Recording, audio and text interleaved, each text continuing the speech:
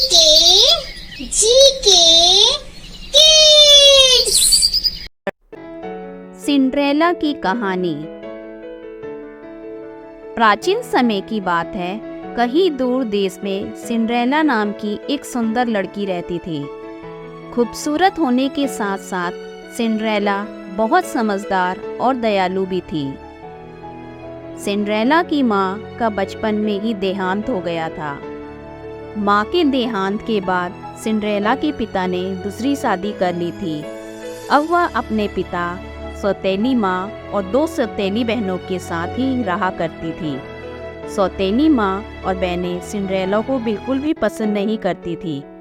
उसकी खूबसूरती और समझदारी से वे तीनों हमेशा जलती रहती थी, क्योंकि उसकी दोनों सौतेली बहनें ना तो खूबसूरत थी और ना ही समझदार। एक दिन की बात है, सिंड्रेला के पिता को किसी काम के लिए बाहर जाना पड़ा। सिंड्रेला के पिता के बाद सौतेली माँ ने सिंड्रेला के साथ बहुत बुरा बर्ताव करना शुरू कर दिया। सबसे पहले तो उसने सिंड्रेला की खूबसूरत वस्त्र को उतरवा लिया और उसे नौकरानियों वाले कपड़े पहनवा दिए। इसके बाद उन तीनों ने सिंड्रेला के साथ नौकरानी जैसा व्यवहार करना शुरू कर दिया। वो उससे खाना बनवाती, घर की सफाई करवाती, कपड़े और बर्तन धुलवाती और घर के बाकी सारे काम करवाती। यहाँ तक कि उन तीनों ने सिंड्रेला का कमरा भी उससे छीन लिया और उसे स्टोर रूम में रहने के लिए मजबूर कर दिया। बेचारी सिंड्रेला के पास उनकी बात मानने के अलावा कोई चारा नहीं था। आसपास के पेड़ों पर रहने वाले पक्षी और स्टोर रूम के चूहों के अलावा सिंड्रेला का और कोई दोस्त भी नहीं था। वह दिन भर काम करती और रात में अपने दोस्तों से बात करते करते सो जाया करती थी। जिस देश में सिंड्रेला रहती थी, एक दिन वहां के राजा के सिपाहियों ने बाजार में घोषणा करवाया कि राजकुमार की शादी के लिए राजा ने महल में एक समारोह का आयोजन करवाया है। इस समारोह के लिए उन्होंने नगर की विवाह योग्य सभी लड़कियों को आमंत्रित किया है। सिंड्रेला की बहनों ने जैसे ही यह घोषणा सुनी, दोनों दौड़ती हुई अपनी माँ के पास पहुंचकर उन्हें सारी बात बताई। उनकी माँ ने कहा कि इस समारोह में सबसे सुंदर तुम दोनों ही लगोगी। राजकुमार का विवाह तुम दोनों में से किसी एक के अलावा किसी और के साथ नहीं होगा। इस बात को सिंड्रेला ने भी सुना और उसके मन में भी समारोह में जाने की इच्छा हुई, मगर इस बारे में अपने सौतेली माँ से बात करने में उसे बहुत डर लग रहा था। उसकी सौतेली माँ और बहनें समारोह में जाने की तैयारी करने लगी। उन्होंने एक नए कपड़े सिलवा लिए और नए जूते भी खरीद लिए। वो दोनों हर रोज इस बात का अभ्यास करती थी कि जब वो राजकुमार से मिलेगी तो क्या बात करेगी और कैसे बात करेगी। आखिरकार समारोह का दिन आ ही गया। दोनों बहनें समारोह में जाने के लिए बहुत उत्साहित थी। उन दोनों ने सुबह से ही समारोह में जाने की तैयारी शुरू कर दी। सिंड्रेला ने भी अपनी दोनों बहनों की मदद की। अपनी बहनों को पूरी तरह तैयार करने के बाद सिंड्रेला ने बहुत हिम्मत जुटाई और अपनी सौतेली माँ से पूछा कि माँ, अब मैं भी विवाह में। अपनी बहनों को पूरी तरह तैयार करने के बाद सिंड्रेला ने बहुत हिम्मत जुटाई और अपनी सौतेली माँ से पूछा कि माँ, अब मैं भी विवाह योग्य हो गई हूँ, क्या मैं भी समारोह में जा सकती हूँ? यह सुनकर वे तीनों जोर जोर से हंसने लगी और कहा, राजकुमार को अपने लिए पत्नी चाहिए, नौकरानी नहीं। यह कहकर वो तीनों वहाँ से चली गई। उनके जाने के बाद सिंड्रेला बहुत उदास हो गई और रोने लगी। तभी उसके सामने एक तेज रोशनी आई, जिसमें से एक परी निकली। परी ने सिंड्रेला को अपने पास बुलाया और कहा, मेरी प्यारी सिंड्रेला, मैं जानती हूँ तुम क्यों दुखी हो, मगर अब तुम्हें मुस्कुराने का समय आ गया है। तुम भी उस समारोह का हिस्सा बन पाओगी। इसके लिए मुझे सिर्फ एक कद्दू और 5 चूहों की जरूरत है। सिंड्रेला कुछ समझ नहीं पाई, मगर फिर भी उसने बिल्कुल वैसा ही किया जैसे परी ने कहा। वह दौड़ती हुई रसोई घर में गई और एक बड़ा सा कद्दू उठा लाई। उसके बाद वह स्टोर रूम में गई और अपने मित्र चूहों को ले आई। सब कुछ मिल जाने के बाद परी ने अपनी जादुई छड़ी को घुमाया और कद्दू को एक बग्गी में बदल दिया। फिर वह चूहों की तरफ मुड़ी और उसने 4 चूहों को खूबसूरत सफेद घोड़ों में बदल दिया। अब एक चूहे को बग्गी चालक बना दिया। यह सब देखकर सिंड्रेला को अपनी आंखों पर विश्वास नहीं हुआ। इससे पहले कि वह कुछ पूछ पाती, परी ने अपनी छड़ी घुमाई और सिंड्रेला को एक खूबसूरत राजकुमारी की तरह सजा दिया। उसके शरीर पर एक बहुत सुंदर गाउन और पैरों में चमचमाते जूते थे। वह समारोह में जाने के लिए पूरी तरह तैयार थी और इस खुशी से वह फूली नहीं समा रही थी।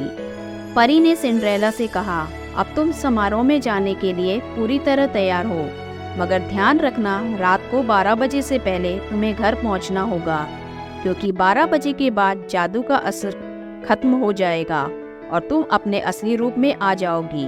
सिंड्रेला ने परी को धन्यवाद कहा और बग्गी में बैठकर महल की ओर निकल पड़ी।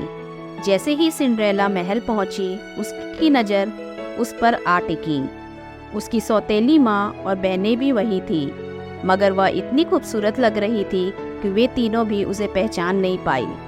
तभी सिंड्रेला ने देखा कि राजकुमार सीढ़ियों से उतरते हुए नीचे आ रहे हैं। सब लोग उनकी तरफ देखने लगे। जैसे ही राजकुमार की नज़र सिंड्रेला पर पड़ी, वे उसे देखते ही रह गए। समारोह में मौजूद सभी राजकुमारियों के पास न जाकर राजकुमार सीधे सिंड्रेला के पास आए और अपना हाथ उसकी ओर बढ़ाते हुए कहा कि राजकुमारी, क्या आप मेरे साथ नाचना पसंद करेंगी? सिंड्रेला ने शर्माते हुए अपना हाथ राजकुमार के हाथ में दे दिया और दोनों नाचने लगे। सिंड्रेला राजकुमार के साथ नाचते नाचते इतना खो गई कि उसे समय का ध्यान ही नहीं रहा। तभी अचानक उसकी नज़र दीवार पर लगी घड़ी पर गई। 12 बजने ही वाले थे और सिंड्रेला को परी की बात याद आ गई। परी की चेतावनी याद आते ही वह घबरा गई और राजकुमार को वही छोड़कर भाग गई। सिंड्रेला को इस तरह अचानक भागता देखकर राजकुमार भी उसके पीछे पीछे दौड़े। जल्दीबाजी में दौड़ने की वजह से सिंड्रेला का एक जूता निकल गया और महल के बाग में ही छूट गया। वह फटाफट अपनी बग्गी में बैठी और घर को लौट गई।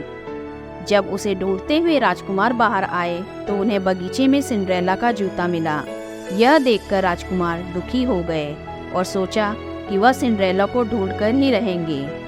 अगले दिन राजकुमार ने अपने सिपाहियों को बुलाया और उन्हें जूते थमाते हुए कहा कि शहर के हर घर में जाओ और समारोह में आई हर लड़की को यह जूता पहनाकर देखो। जिसके भी पैर में यह जूता आ जाए उसे यहाँ ले आओ। सिपाहियों ने बिल्कुल ऐसा ही किया। वे शहर के हर घर में गए और समारोह में आई हर लड़की को जूता पहनाकर देखा। किसी को जूता छोटा पड़ रहा था तो किसी को बड़ा। सारा शहर घूमने के बाद आखिर में सिपाही सिंड्रेला के घर पहुंचे। जैसे ही सिंड्रेला ने सिपाहियों को देखा तो वह समझ गई कि राजकुमार के कहने पर आए हैं और वह खुशी से दरवाजे की तरफ दौड़ी। उसी समय उसकी सौतेली माँ ने उसका रास्ता रोक दिया।